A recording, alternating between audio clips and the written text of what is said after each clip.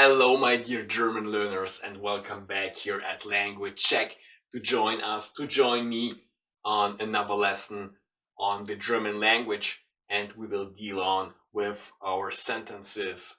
Today we will have another little bit tricky ones, and you get to know the kind of new sentence structure there that we have here in the German language. So stay tuned if you're up for improving your German skills.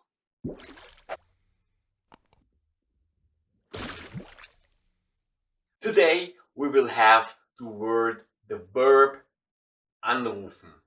Anrufen means to call someone, call up someone. And of course, this one, I can tell you right away, can form a direct object, a direct accusative object. Anrufen, wen anrufen, to call who or what maybe, but normally it's a person, so wen, who, anrufen. And this one again you see by this cutting stick here in between an and rufen means that this verb has to be separated and this an syllable has to be put onto the very last position in the sentence. So it is the rest of the verb and gets to be the last part. As you already used to, a quick journey through the conjugation of this verb. So, ich rufe an. Du rufst an. Sie, es ruft an. Wir rufen an. Ihr ruft an. Sie rufen an.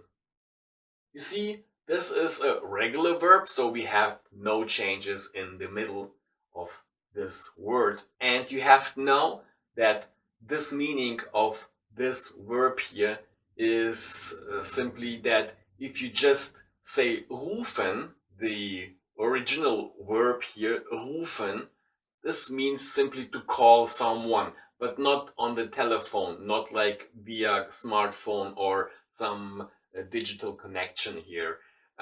Here you mean like to shout, to call someone to your place, or like in a class to address someone with your voice.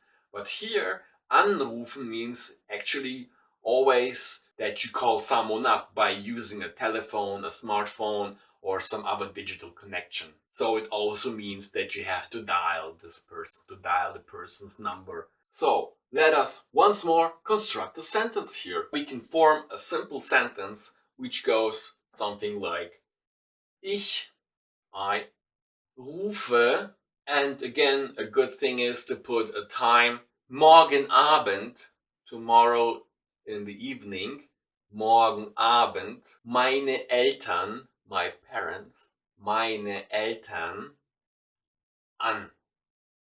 You finish the sentence with an, as I explained it earlier. So, ich rufe morgen Abend meine Eltern an. I call my parents tomorrow evening. This is what it means in English. This sentence is quite okay, but what we can also do, we can change the order of those little blocks a little bit so it gets more, I don't know, enthusiastic, or at least if we want to stress the time that we will call up our parents, or I will call up my parents. I can restructure this sentence. So let's restructure it. And this is how it goes. You see, morgen Abend, meine Eltern is our information part, and that's why it is again framed in green. What we can do, we can simply take one block, one information from this green framed information part and put it to the very first position where we actually have our subject, the persona who is doing the calling. So if we do so, if we put no matter which block, no matter which information from the information part to the first position, we have to keep in mind, and this is very important because many students, many foreign students do it wrong. They leave the rest of the sentence how it was, but what you have to do is to put the subject that originally has been on the first position to the position right after the verb. Yeah, this is very important, that if you restructure your sentence, your main sentence style here still, if you have something on the first position that is not a subject, not the person that is doing it, you have to put your person right after the verb. So, what sentence we will have here? We will have morgen Abend, this is how we start it now, rufe ich, ich gets to be right after the verb, just as I explained it to you. Morgen Abend rufe ich, and the rest stays where it is, of course. Meine Eltern an. Now I have a sentence where I stressed the time I will call my parents, because it is at this moment in this construction, this is the part that is important to me.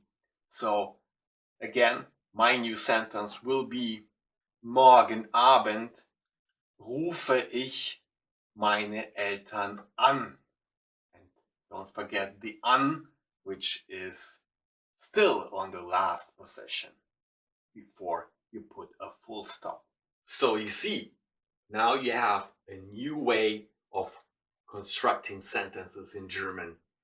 This is still a main sentence style that you have to keep in mind here. But now you have a lot of different varieties, a lot of different possibilities how you can start your German sentence.